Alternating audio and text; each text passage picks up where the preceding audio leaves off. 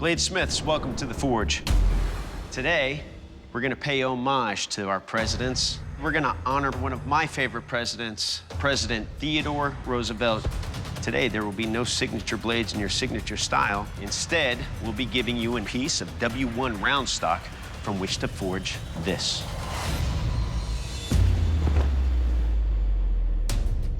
A Rough Riders buoy issued to everyone in the Rough Riders unit.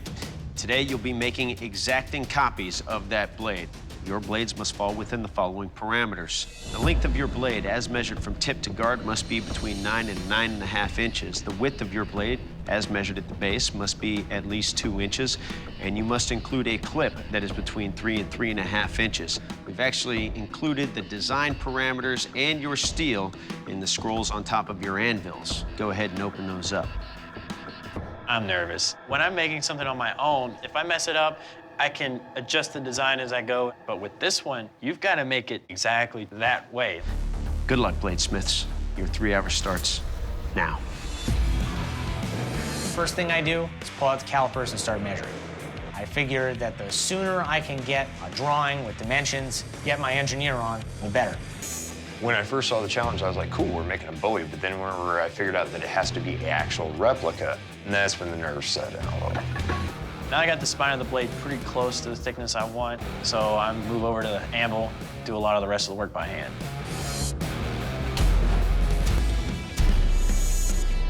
I have to reach this 2-inch width requirement. So I'm working off the side of the dies, just widening everything really nice. Working my steel, I'm feeling good about the length, and then it dawns on me that I have to make this 2 inches wide as well. Think I might have screwed up. I go over and I start trying to draw it out. I have no idea how I'm gonna try to fix this. I'm in panic mode, and there's just not enough time to forge a new blade. I noticed that my bar is looking a little long, so I take the chop saw and I chop off the tip. If I cut too much off, it's not looking good. Just have to hope that I can stretch it enough to make the length requirements. Right now, I need to get my blade hard, and I have never successfully quenched W1. Every time I've tried to quench W1, I've cracked it, which has only been twice. This is the third time. Third time's a charm. I just got an idea. Then I remember, wait, I have a piece of scrap W1 from the billet that I cut off. Throw that in the forge to do a test heat treat. Pull it out from the oil, hit it with a file, no cracks. I'm like, all right.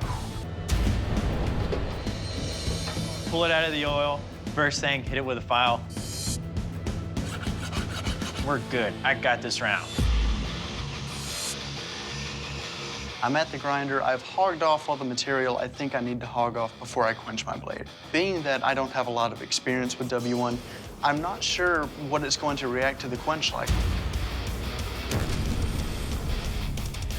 Feeling kind of apprehensive, kind of nervous. I do not want this to go wrong. After the quench, I check the blade for straightness. It's fairly straight. I don't see any major warps.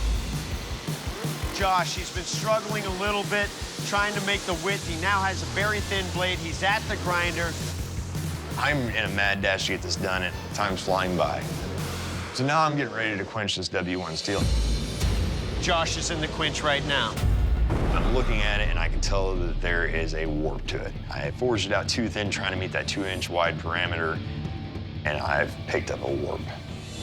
5, 4, 3, 2, 1.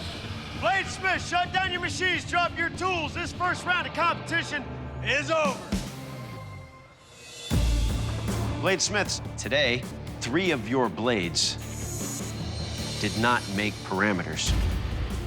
I'd like the 3 smiths who think they missed parameters to take 1 step forward right now.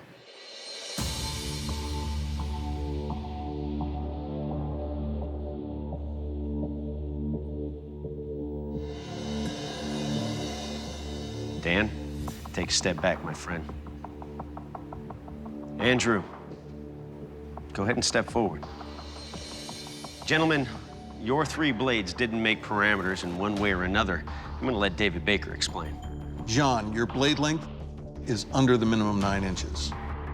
Andrew, your blade length is over the maximum 9.5 inches. Josh, your blade length is over the 9.5 inch maximum length and under the 2-inch minimum width. Dan, you can relax. You're moving on to the next round of competition. You three bladesmiths, however, we're gonna settle this with a sudden death match. Your knives will be tested on merit, and you must earn a spot in the next round. Best blades move forward.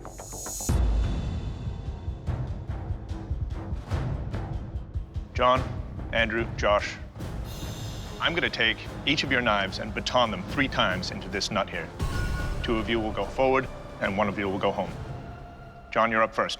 You ready? Yes.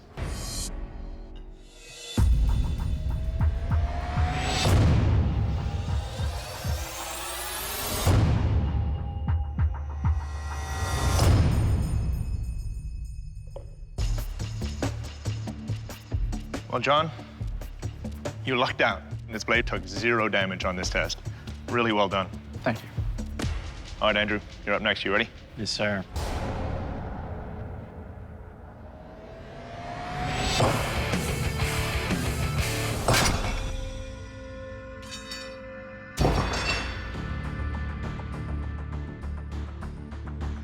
Well, Andrew, there's good news and bad news here. The good news is that your edge was holding up really well. The bad news is your handle snapped. Andrew, unfortunately, you suffered a catastrophic blade failure. Josh, your blade's up next and must survive 2 licks on that nut to move forward in this competition. Are you guys ready? No. All right, Ben? At this point, my survival in the competition depends on Josh's blade snapping clean in half. Yeah, it's just a tough spot to be in. If my blade doesn't hold up, I'm going home. I feel like I'm about to have a stroke.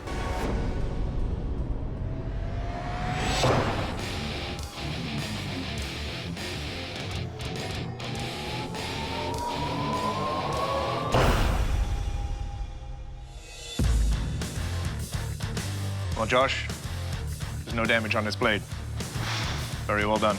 Thank you. Andrew, without a tang to attach a handle to, there's nothing to attach the user to the blade. For that reason, please leave the forge. This did not go in my favor. First thing I do when I get home, probably gonna make a Bowie knife out of W1 with the tank still on.